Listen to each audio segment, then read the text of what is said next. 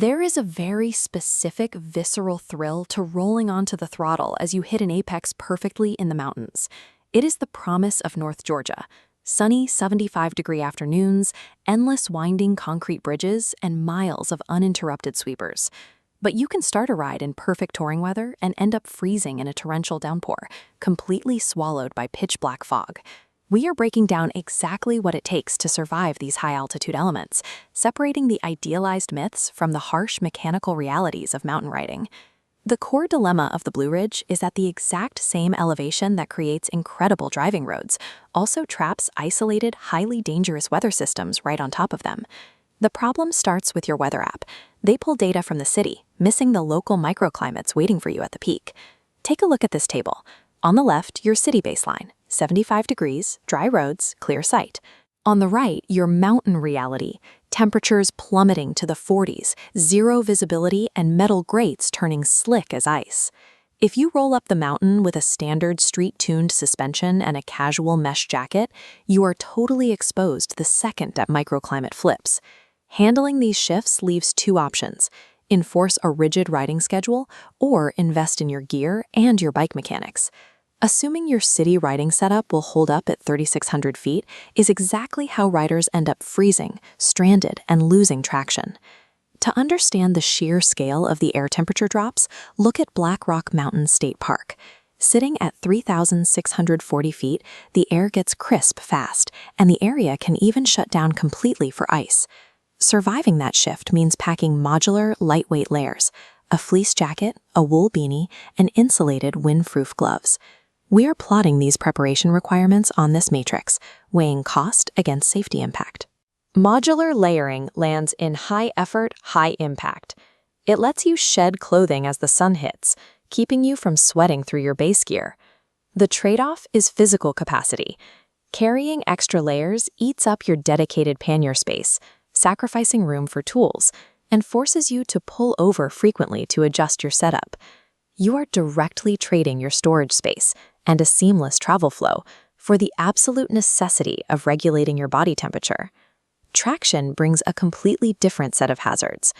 Early summer mountain rain instantly turns metallic construction plates, manhole covers, and dead autumn leaves into an ice rink. The second your tires hit that wet metal, your braking ability drops, and your stopping distance stretches out drastically. Back to the matrix to map our mechanical response to wet asphalt. This also requires high effort for a high impact. You must manually soften your suspension's compression and slow down the rebound damping. This adjustment allows the tires to absorb hidden puddles and keeps the contact patch completely glued to the road instead of skipping across slick patches.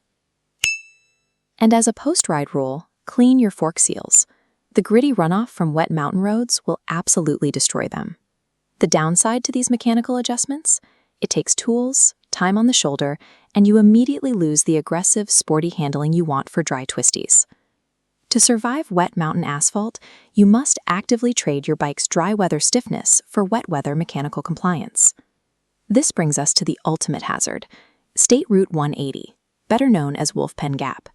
It is a bucket-list ride that quickly turns into the ultimate test of your preparation. When the sun drops, the rapidly cooling mountain air collides with the moisture from the nearby creeks, instantly creating thick walls of whiteout fog. Your visibility hits zero. Tight switchbacks with no shoulders and heavy nighttime wildlife turn into a terrifying guessing game where the center lines completely vanish. Let's map the necessary defense on our final chart. This lands in low-cost, high-impact. You need anti-fog helmet visors, high-visibility rain gear, and a strictly enforced daylight-only riding schedule. The trade-off here requires entirely sacrificing your route flexibility. You lose any possibility of a spontaneous sunset ride.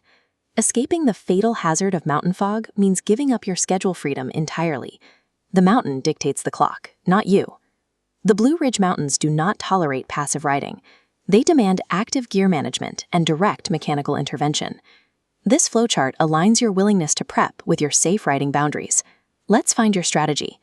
If you are a casual or fair-weather tourist who prioritizes convenience over technical tweaking, your path ends at strict schedule rigidity.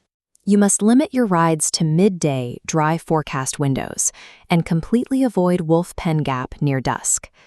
If you are a year-round optimizer who wants unrestricted access to empty, challenging roads, your path ends at mechanical vigilance. You invest in high-vis modular layers, and you learn to manually adjust your compression and rebound settings on the roadside. The rule is simple. Choose your specific strategy and strictly ride within the boundaries of your preparation. Underestimating a high-elevation microclimate is the biggest risk you can take. But when your gear and mechanics are properly aligned with the environment, the North Georgia peaks offer incredible touring. Stay safe out there.